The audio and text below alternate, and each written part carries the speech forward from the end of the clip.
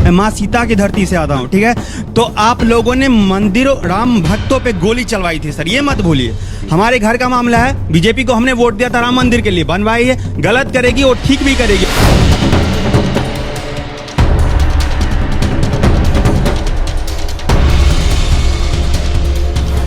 मुहर्रम का मौका लेकिन नाराज है मुसलमान। वजह एक दरोगा, वो दरोगा जिसमें आरोप लग रहा है कि उसने मुहर्रम के दौरान लोगों से मारपीट की। नाम भी बताऊंगा, नाम पढ़ते ही आपको कोई और अधिकारी भी याद आएगा।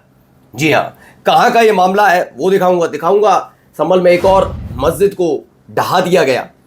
ऐसे वक्त में जब मुहर्रम का मौका है, ऐसे ही वक्त में ये तमाम चीजें की जा रही हैं। और यूं ही नहीं कहा जाता गोदी एंकर, गोदी पत्रकार आखिरकार फिर कैसे चर्चाओं में आ गई हैं।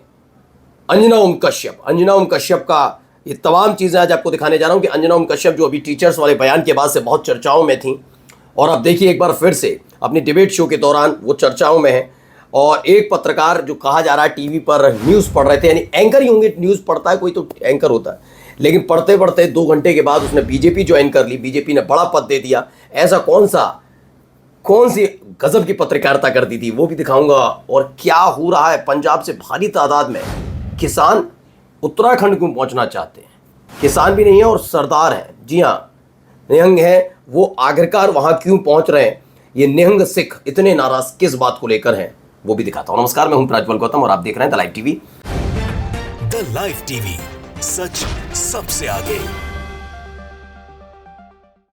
सबसे पहले जरा ये देखिए, यहां नाराजगी और आरोप भी है।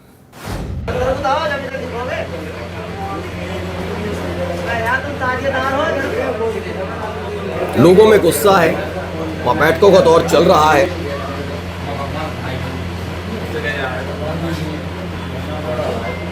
देखिए खबर ये निकलकर सामने आई है, उत्तर प्रदेश का हापुड़ है।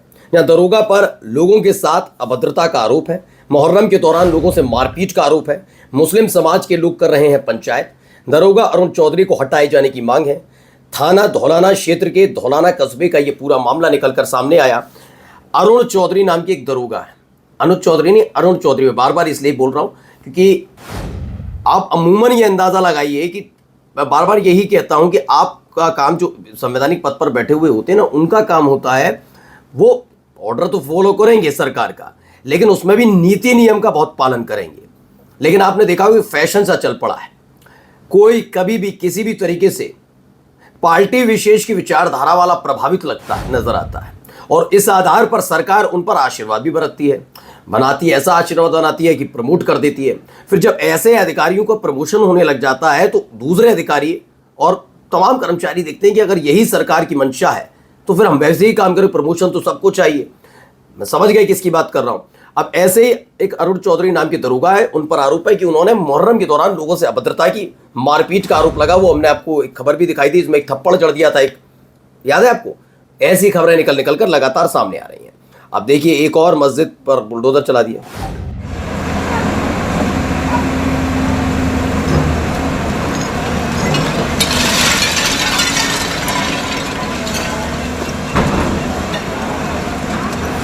तो ये वहां पर होता हुआ नजर आया। संभल के कसेरवा गांव का मामला है, जहां मुस्तफा कादरी मस्जिद को प्रशासन ने ध्वस्त कर दिया है।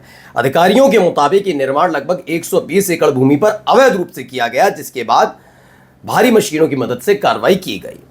तो ये कार्रवाई निकलकर सामने आई है, ठीक है। अगला देखिए यहाँ क्या हो रहा है अंजना ओम कश्यप का, ये जरा सुनिए पहले थोड़ा आपको। मैं माँ सीता की धरती से आता हूँ, ठीक है। तो आप लोगों ने मंदिरों, राम भक्तों पे गोली चलवाई थी सर, ये मत भूलिए। हमारे घर का मामला है, बीजेपी को हमने वोट दिया था राम मंदिर के लिए, बनवाई है, गलत करेगी और ठीक भी करेगी, और नहीं ठीक करेगी अगली बार सरकार से सत्ता से उखाड़ के फेंक भी देंगे। अरे भाई पद्म विभूषण दे दिया था, पद्म विभूषण क्यों दिया? बहुत शांति से मेरे को जवाब चाहिए, बहुत चिल्लम चिल्ली हो चुकी है। तो अब ये बताइए, प्राण प्रतिष्ठा के टाइम जिसे आपने बीजेपी का इवेंट कह के अपने आप को दूरी बना ली थी, आज चंदे के मुद्दे पे क्यों भाई आपको राम मंदिर मतलब राम भक्तों की आस्था की। अब सब कुछ चीजें हो रही हैं। अब इसमें सारी चीजें खुलकर आई हैं। मोहम्मद जुबैर ने इसका पूरा का पूरा खेल खोल कर रखा है। क्या बताया गया जरा मैं पहले आपको बताता हूं। ये देखिए, ये दीपक कश्यप मिश्रा है, एबीवीपी आरएसएस, जो लड़का वहां बिठाया गया, जो भी है डिबेट में था, जिसके आधार पर पूरा खेल मनाया गया। ये देखिए दीपक कश्यप, ये वही लड़के का पूरा ना है।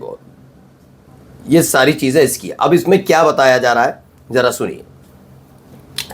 राम मंदिर को लेकर डिबेट चल रही थी चढ़ावे वाली खबर पर।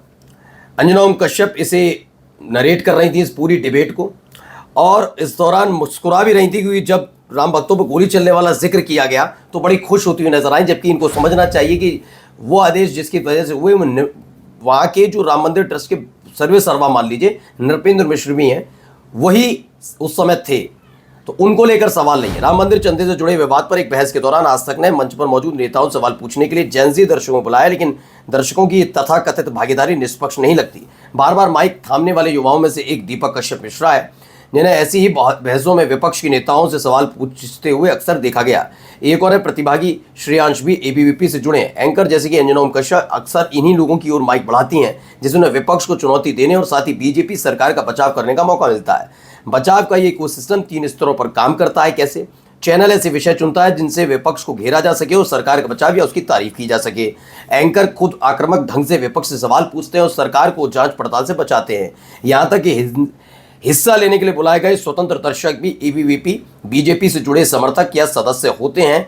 ये पूरा का पूरा क्लियर कट निकलकर सामने आता है। ठीक है, लक्ष्मण यादव ने लिखा, अगर बहस में सवाल पूछने वाले, माइक थामने वाले और सवालों की दिशा तय करने वाले तीनों एक ही वैचारिक खेमे से दिखाई दें तो उसे निष्पक्ष बहस नहीं बल्कि नैरेटिव मैनेजमेंट कहा जाएगा। लोकतंत्र में मीडिया की भूमिका सत्ता का बचाव करना नहीं बल्कि सत्ता से सबसे कठिन सवाल पूछना है। लेकिन क्या ऐसा होता हुआ नजर आता है? नहीं आता। इसीलिए देखिए बिट्टू शर्मा ने लिखा, भारत का मीडिया ऐसे 157वें नंबर पर नहीं पहुंचा। अंजना जैसे चाटुकार कैसे समाज के असली दुश्मन है। राम मंदिर चोरी पर डिबेट चल रही थी। सभा प्रवक्ता सवाल पूछने के लिए अंजना ने पब्लिक में 2 लोगों को खड़ा किया। सभा प्रवक्ता को कार सेवकों का हत्यारा बताते उल्टा उन पर ही सवाल ताक दिए। इस दौरान पहला दीपक मिश्रा है जो आरएसएस बीजेपी एबीवीपी कार्यकर्ता है, और दूसरा है श्रेयांश एबीवीपी और बीजेपी का कार्यकर्ता। मतलब पब्लिक भी फर्जी लाते हैं लोग।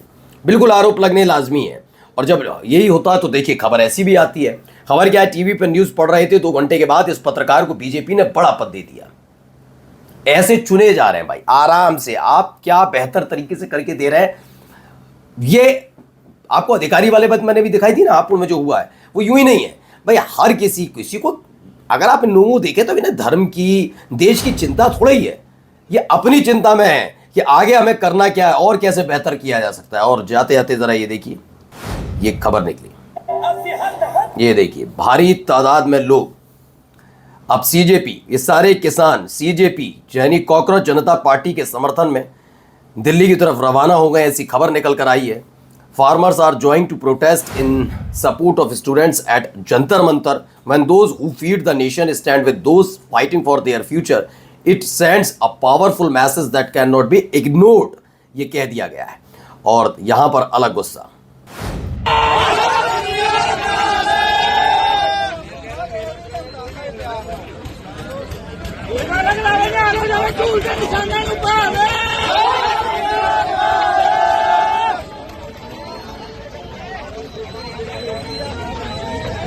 तो नाराजगी बैरिकेडिंग लगी हुई है। करीब 300 निहंग सिख उत्तराखंड पर हमला करने के लिए बढ़ रहे थे। हमला करने के लिए शब्द का देखिए प्रयोग दीपक शर्मा। मैंने कहा ना, आप अनुमान ये लगाइए कि ये कितने राष्ट्रवादी हैं। यही मुसलमानों के लिए शब्दों का इस्तेमाल होता है और ऐसे ही अब इनके लिए किया जा रहा है, जिन्हें हिमाचल उत्तराखंड बॉर्डर पर रोक लिया गया है। नमस्कार। द लाइव टीवी, सच सबसे आगे।